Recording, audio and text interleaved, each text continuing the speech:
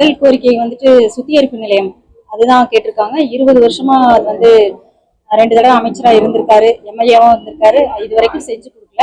முதல் கோரிக்கையை அதுதான் என்கிட்ட சொல்லியிருக்காங்க மக்கள். அதை வந்து நான் முதல்ல சட்டமன்ற ஆஃபீஸ் எப்பவுமே உங்களுக்கு திறந்திருக்கும். சட்டமன்ற அலுவலகம் இத்தனை வருஷமா பூட்டியே இருந்துச்சு. இனிமேல் நான் வந்து பொதுமக்கள் பயன்பாட்டுக்காக நாங்கள் திறந்து வச்சிருக்கோம். அது எப்பவுமே ஓப்பன்ல தான் இருக்கும். அதே மாதிரி பொதுமக்களுக்கு வந்து நாங்கள் 2 தொலைபேசி எண்களை கொடுக்குறோம். அந்த தொலைபேசி எண்கள் வந்துட்டு எப்போ வேணாலும் பொதுமக்கள் வந்து அதுக்கு அழைக்கலாம். அவங்களோட பிரச்சனையோ, அவங்க வார்டில் இருக்க என்ன பிரச்சனைகளோ அதையெல்லாம் அந்த தொலைபேசி எண்ணில் அழைச்சி சொல்லலாம். நாங்கள் உடனடியாக அந்த பிரச்சனைக்கு தன்மைக்கு ஏற்ப 2 மணி நேரம், 12 மணி நேரம், 24 hours அந்த மாதிரி அதுக்குள்ள நாங்கள் முடிச்சு கொடுத்துருவோம்.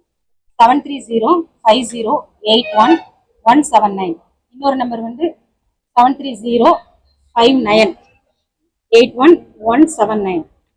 நீங்கள் எனி டைம் எந்த பிரச்சனைனாலும் அந்த நம்பருக்கு நீங்கள் கூப்பிடலாம். மெயில் ஐடி வந்து MLA helpline 97@gmail.com. இல்லை, அவரு சொல்றது அதுதான், ஊழலற்ற ஆட்சியை தரணும் பொதுமக்களுக்கு. நம்ம வந்து ஊழலற்ற ஆட்சியை தரணும். நம்ம வந்து சம்பாதிக்கிறதுக்கு வரல, மக்களுக்கு சேவை செய்ய தான் வந்திருக்கோம்.